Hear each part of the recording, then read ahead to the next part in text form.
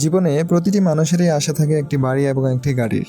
কেমন হয় যদি আপনার গাড়িটাই বাড়ি হয় এবং বাড়িটাই গাড়ি হয়?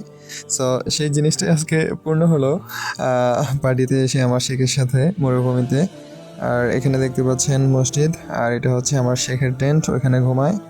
আর এই যে আমাদের মালামাল আসবাবপত্র, আর আমার শেখ এখানে বসে বসে টিকটক দেখতেছে। দেওয়া ঠেলা উপরে, এই তো।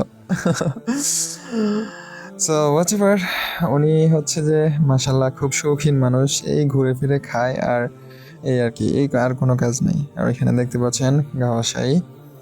আর আমি এখন বসে আছি গাড়ির উপরে, এখন ঘুমানোর টাইম, আমি এখন ঘুমাবো।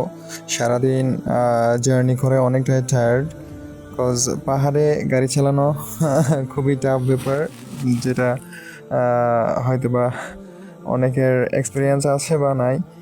সো হোয়াটএভার, সারাদিনে টায়ার্ড হয়ে গেছি অনেক বেশি, রান্না বান্না করে খাওয়া দাওয়া করে শেষ করলাম, নামাজ কালাম পড়লাম। সো এই পাশের যে উইন্ডো বলেন বা ডোর বলেন যাই হোক, ওইটা আমি এখন লাগাই দিতেছি। এই তো খালাস লাগানো শেষ, দেখতে পাচ্ছেন ভিতরের পরিবেশটা।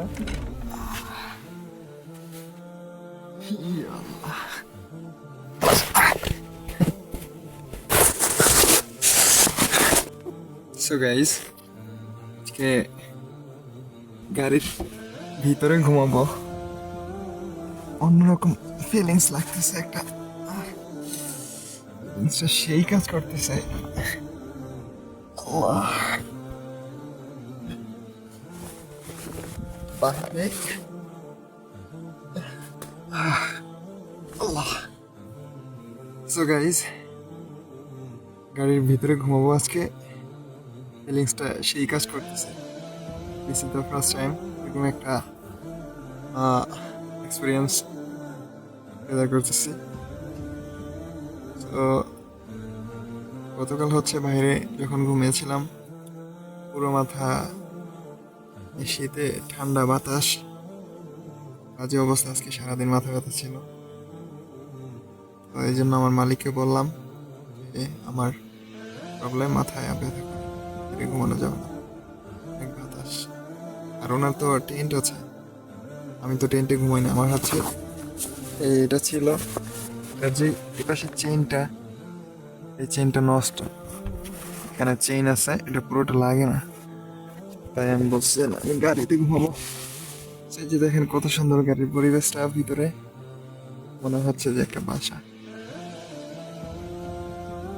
তো আমি এটার ভিতরে এখন ঘুমাইতেছি,